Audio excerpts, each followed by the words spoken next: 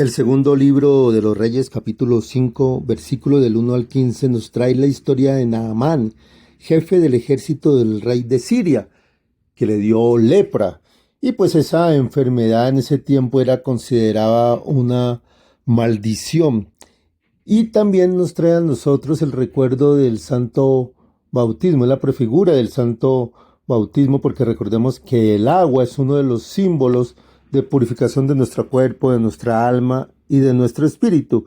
Y es cuando a Naamán le dice que está Eliseo, un instrumento de Dios del cual puede orar por él y de esa manera sanar totalmente la lepra. Se encuentran y observa que ninguno lo atiende. Él es de Siria, él va para Israel, no lo atienden en Israel y no lo atiende el profeta Eliseo y él se enoja mucho.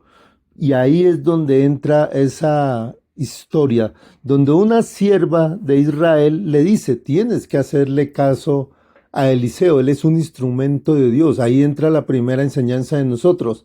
A veces despreciamos mucho los instrumentos de Dios, no le hacemos caso, no sabemos que ellos están formados en las cosas de Dios, a veces no entendemos que ellos tienen esos carismas. Y Naamán en ese momento está despreciando a un profeta, está despreciando la enseñanza de un instrumento de Dios. Pero gracias a esta sierva israelita, él decide a regañadientes aceptar ir al río Jordán y bañarse 7 veces. Recordemos que el número 7 significa la perfección, la búsqueda perfecta en el Señor. Y Naamán queda totalmente sano y bajo eso ya cree en el poder del Señor. Por eso Sonrisa de Dios allí nos da diferentes incógnitas que debemos trabajar en nuestra vida. En primer lugar, ¿en qué nivel está nuestra creencia en el Señor? Recordemos siempre la frase, a veces somos cristianos y ser cristianos es creer totalmente en las cosas de Dios, pero a veces somos simplemente católicos que únicamente vamos a Eucaristía, pero no creemos, no conocemos al Señor, no conocemos el poder del Señor, no conocemos el poder de Dios. Simplemente vamos a una Eucaristía los domingos y se termina allí, pero no estudiamos, no analizamos y sobre todo no tenemos un guía espiritual y no buscamos a ese guía espiritual. Y de igual manera la otra pregunta que nos hace Sonrisa de Dios es algo también muy complejo en nuestras vidas. A veces no cumplimos o a veces no creemos en lo que nos dice el instrumento de Dios, pero sí le creemos a las cosas de la brujería. A veces hay muchos seres humanos que hacen cosas basados en la brujería, en lo que le dijo un chamán, lo que le dijo un brujo, lo que le dijo otra creencia, mientras que en las cosas de Dios no lo aceptan. Y eso es lo que tenemos que ir evaluando. Y sobre todo, y la tercera pregunta que nos hace Sonrisa de Dios es si reconocemos a Dios como el verdadero Dios o tenemos otros dioses, porque esa era la situación de Naamán.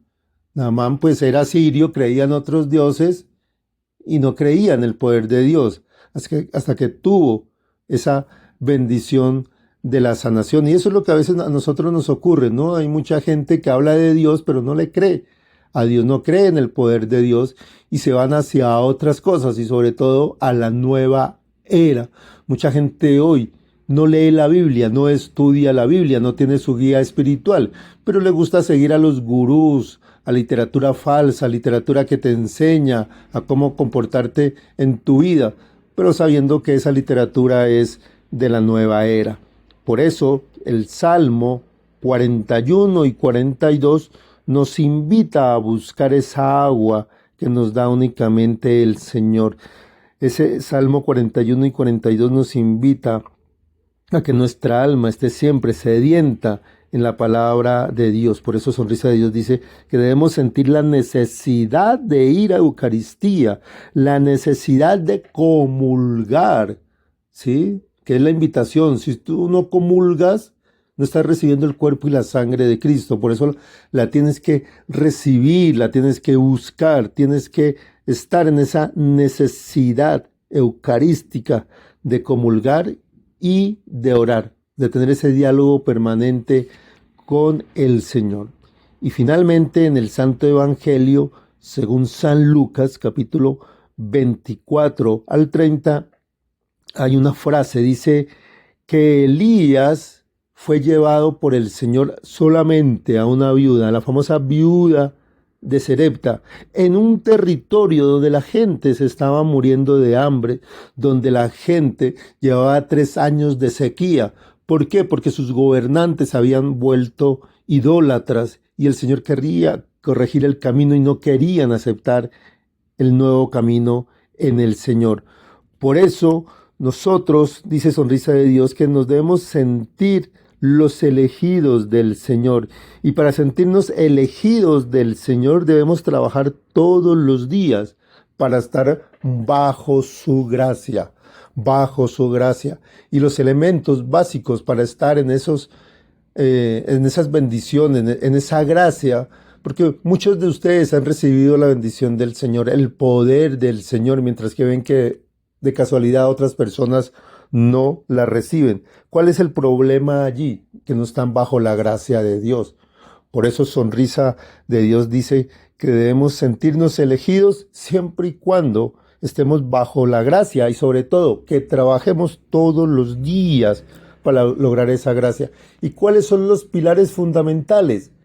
Lectio divina, estudio de la palabra del Señor, Eucaristía, comunión y sobre todo reconocer y tener un guía espiritual que guíe nuestros caminos.